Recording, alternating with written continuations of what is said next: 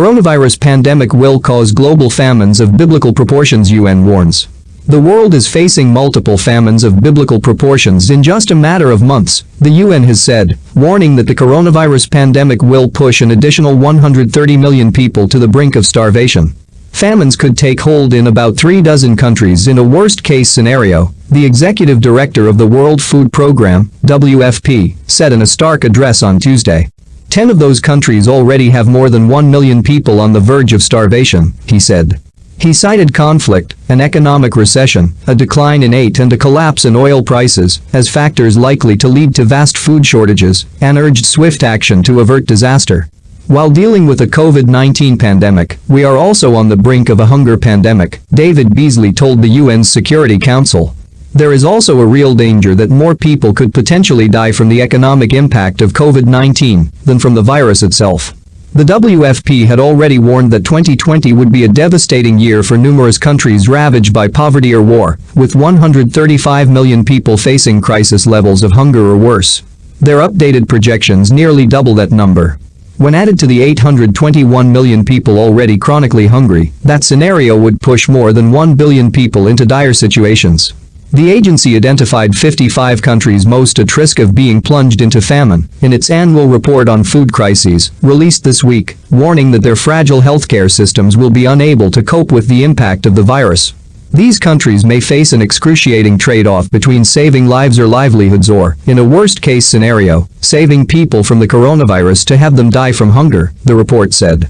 10 countries were singled out as particularly at risk after housing the worst food crises last year: Yemen, the Democratic Republic of the Congo, Afghanistan, Venezuela, Ethiopia, South Sudan, Syria, Nigeria and Haiti. Most of those countries have so far been spared the worst of the coronavirus pandemic, with the epicenter moving from China to Europe to North America, but the state of their healthcare institutions means even relatively small outbreaks could be devastating. To date, more than 2.5 million cases of the coronavirus have been confirmed globally. We do not have time on our side even before the outbreak of the coronavirus. Food supplies in some of the most vulnerable regions in the world were being directly affected by impacts such as crop failures and locust swarms. Exceptional drought followed by extremely heavy rainfall markedly decreased the seasonal crop yield in the Horn of Africa during 2019. These irregular weather and climate patterns also contributed to the worst desert locust invasion in 25 years, which further threatened the crop supply in the region. Meanwhile, the combination of conflict, climate-related shocks and crop pests had resulted in the world's worst food crisis in Yemen, according to the agency. The new coronavirus-related factors affecting each region were myriad. Lockdowns and economic recession are expected to lead to a major loss of income among the working poor, Beasley said. Overseas remittances will also drop sharply, affecting countries such as Haiti, Nepal, and Somalia, for example. The loss of tourism receipts will damage countries such as Ethiopia, and the collapsing oil prices in lower-income countries like South Sudan will have an impact significantly, he added.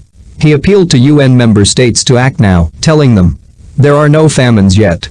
But I must warn you that if we don't prepare and act now to secure access, avoid funding shortfalls and disruptions to trade, we could be facing multiple famines of biblical proportions within a short few months.